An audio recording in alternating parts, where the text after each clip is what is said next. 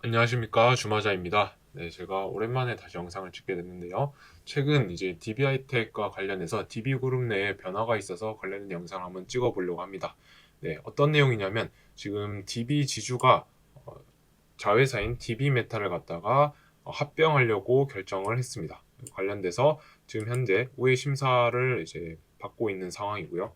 왜 이렇게 되는지 한번 살펴보도록 하겠습니다. 네, 이게 바로 DB지주의 합병 결정에 대한 공시입니다. 그래서 앞으로 DBINC가 DB메탈을 흡수 합병을 하게 되고요. 이로 인해서 기대되는 효과는 아마 DB그룹이 영위하는 사업을 갖다가 다각화하는 효과를 가져갈 것으로 보입니다. 여기 보시는 것처럼 DBINC의 무역 사업과 DB메탈의 합금철 사업의 추가적인 성장 전력을 달성할 계획이다라고 되어 있네요. 그래서 뭐 이렇게 해서 사업을 다변화하겠다라는 얘기를 하는데 사실 이거는 표면적인 내용이고 안에는 내부적인 이유가 따로 있다라고 생각을 합니다. 네, 뭐냐면 제가 이렇게 세 가지로 간단하게 정리를 해놨는데 이 DBINC의 DB메탈 흡수합병 시사점을 보면 일단 첫 번째로는 이걸 통해서 김남호 회장이 DB지주의 지배력이 상승하는 효과가 있고요. 이로 인해서 KCGI의 경영권 공격 대상에서 현재는 이제 DB하이텍만 경영권 공격을 받고 있죠. 그렇지만 향후에는 이제 DB 지주까지도 경영권 공격의 대상이 될 수 있는 조건이 있었으나 아마 이 부분이 제외가 될 수가 있습니다. 왜 그런지는 뒤에서 설명하겠고요. 마지막으로 현재 DB하이텍의 주가가 상승하면 안 됐었던 이유인 지주사 전환 압박이 해제가 된다는 겁니다. DBINC와 DB메탈 흡수 합병을 통해서 합병법인의 시가총액이 커지다 보니까 그만큼 지주사 전환 비율이 좀 텀이 생기는 거죠. 그런 부분에 좀 장점이 생겼다라고 볼 수 있을 거고요. 하나씩 한번 살펴보도록 하겠습니다. 일단 이 DB 지주와 DB 메탈의 흡수 합병 비율이 1대 0.3225971입니다. 이게 합병 발표에 대한 얘기입니다. 일정을 보면 주총 의결일이 2023년 12월 27일에 의결이 들고요. 그 다음 주식 매수 청구 시 매수가액은 2,065원이 됩니다. 그리고 합병 시의 합병 기일은 2024년 2월 1일이 되고 꽤 긴 시간을 갖다가 할애한다라는 것을 볼 수 있는 것 같고요. 그리고 아마 이렇게 2월 1일이 되는 것도 아마 내년 주총을 갖다가 염두에 둬서 아마 이런 식으로 플랜을 짠 게 아닌가 생각을 하고 있습니다. 그리고 현재 이 소유 구조를 보면 조금 더 이제 확실하게 우리가 얘기를 할 수 있는데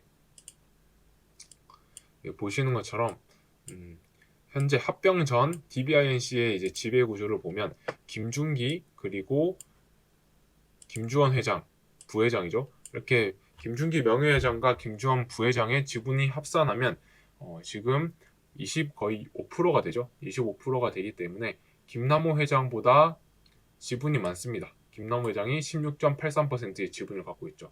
이렇게 오노일과의 지분 합이 총 42.61%지만 오노일과 내에서의 이제 경영권 분쟁이 일어났을 때 이렇게 지금 편이 갈릴 수가 있는 상황이었습니다. 그런데 이번에 그 어느 정도 확정이 됐다라는 게 보여집니다. 일단 DB메탈의 지분을 누가 많이 들고 있냐라고 봤을 때 DB메탈의 지분을 현재 김남호 회장 혼자만 들고 있습니다. 그래서 김남호 회장 혼자만 지분이 4.92% 늘어난다는 거죠. 그렇기 때문에 합병 후의 지분율은 18.35%가 되는 거고요. 김준기랑 김주원 회장의 지분율은 반대로 줄어들어서 두 사람이 합산을 하더라도 19%대에 머무르게 됩니다. 네. 정확하게는 한 20.5% 정도가 되겠네요. 그래서 이만큼 명예회장과 부회장과 그리고 현재 회장 사이에 지분율 격차가 줄어드는 효과가 생긴다. 그래서 이 오너그룹 일가 안에서 김남호 회장의 영향력이 강해진다라는 게 하나의 장점으로 볼 수 있을 것 같고요. 그리고 이 DB 지주가 DBINC의 지분을 38% 이제 가져가게 됩니다. 38.92% 가져가게 되는데 여기서 끝이 아니죠. 여기서 끝이 아니라 이제 합병 이후에 DBINC의 특수관계인 지분율을 놓고 살펴봤을 때 여기서 DB하이텍이랑 DB인베스트먼트, DB스탁인베스트먼트의 지분까지 다 합산했을 때 그리고 이제 DB제철 이제 계열사 임원들이랑 오너일과 외 구주주들의 지분까지 싹 다 합산을 하면 52%의 지분을 달성하게 됩니다. 네, 이 말이 뭐냐? 결국 제가 두 번째 언급했었던 제가 두 번째 언급했었던 이 KCGI의 경영권 공격 대상에서 DB 지주가 제외되는 효과를 볼 수 있다라는 겁니다. 네, DB 지주의 오늘과의 지분율이 52%가 넘어가기 때문이죠. 그래서 그런 부분이 바뀌는 거고, 마지막으로 이 지주사 전환 압박이 해제가 되는 효과가 있다고 했는데, 이 부분도 한번 보시면 2021년에서 2022년까지 DBINC의 지주 비율이 변화된 내용을 여기 지금 적어놨는데요.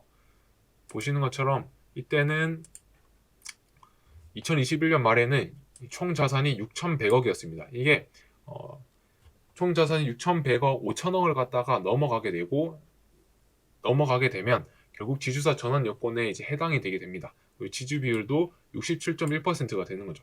그렇기 때문에 이때 공식적으로 지주사 전환 요건에 해당되면서 DBINC가 지주사 전환을 해야 되는 상황이었고, 지주사 전환을 하려면 DBI텍의 주식을 한 4천억에서 6천억까지 매입을 해야 되는 상황인데 오늘가가 돈이 없습니다. 그렇기 때문에 그걸 할 수 없기 때문에 결국은 의도적으로 주가를 갖다가 부양하는 게 아니라 주가를 내리는 정책을 사용을 했고, 그렇게 해서 2022년 말에는 4,287억 원이 되면서 지주사 전환 요건을 또 이탈했습니다. 그렇지만 DBI텍이 성장하는 회사인 만큼 향후에 또 지주사 조건을 다시 한번 넘어갈 가능성이 있는 거죠. 근데 그런 가능성을 갖다가 이번 합병을 통해서 어느 정도 좀 자유로워졌다라고 볼 수 있는 겁니다. DBINC의 자산이 현재 봤을 때 6,500억이고요. 그리고 DB메탈의 지분이 4,800억입니다. 네, 자산이요. 이 두 개를 합치면 결국 1조 854억이 되는데 1조가 되기 때문에 향후에 이 지주 비율을 갖다가 달성하는 요건이 훨씬 낮아졌다는 겁니다. 보시는 것처럼 지주 비율이 DBINC가 57.7% 그리고 DB메탈이 0.8%인데 결국 합산을 하면 32.6%가 되다 보니까 DBI텍의 이제 주가가 오르더라도 지주사 전환 요건으로 당장 갈 이유는 없어진다라는 겁니다. 지금 현재 DBI텍의 주가가 2조 3천억인데 향후에 이제 지주사 전환 요건에 달성을 하려면 6조 정도 올라가야 되거든요. 그렇기 때문에 지금 주가에서 업사이드가 한 두세 배가 생기는 거라서 이런 부분이 좀 자유로워졌다라고 되는 거고요. 그렇다면 이 효과는 DBI텍의 주가를 누를 이유가 없어진다는 겁니다. 그리고 반대로 이거는 강성부 측 공격 포인트가 한 개가 사라지는 효과가 있다라고 볼 수 있는 거죠. 그래서 이렇게 정리를 해서 세 가지에 대해서 얘기를 해봤었고요. 지금 주가를 한번 보면서 얘기를 해보면 주가가 최근에 조정을 많이 받았습니다.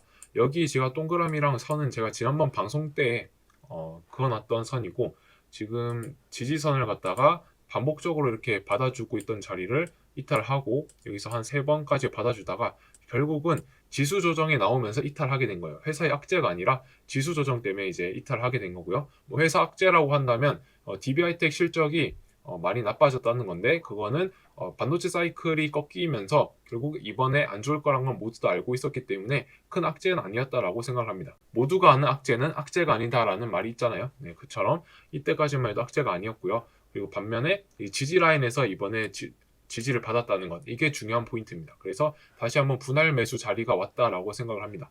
제가 이제 세로선으로 분할 매수 자리를 갖다가 보통 그어드리는데, 지금 오늘 이 자리가 분할 매수 자리였다. 그래서 아마 오늘이랑 내일에 걸쳐서 분할 매수 자리로 볼 수 있을 것 같고요. 보시는 것처럼 아래 이제 웅덩이가 3개가 발생을 했죠. 그래서 이 웅덩이가 탈출할 때쯤이 단기 저점이 될 확률이 높고, 지금 주가가 53,700원인데 이게 또 메리트인 주가인 게 지금 이 구간이 바로 강성부 펀드에서 집중적으로 지분을 매입한 주가인데, 지금 강성부 펀드랑 평단가가 우리가 비슷해질 수 있는 기회가 있다는 겁니다.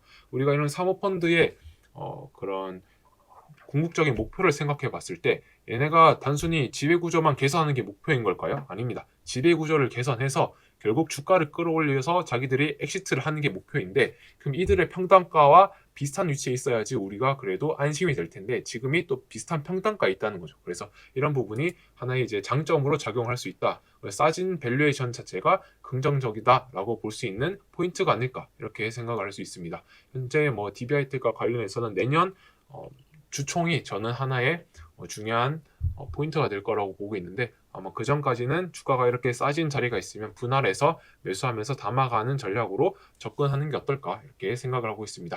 네, 이렇게 해서 오늘 영상 여기서 마치도록 하겠고요. 오늘도 시청해 주셔서 감사합니다.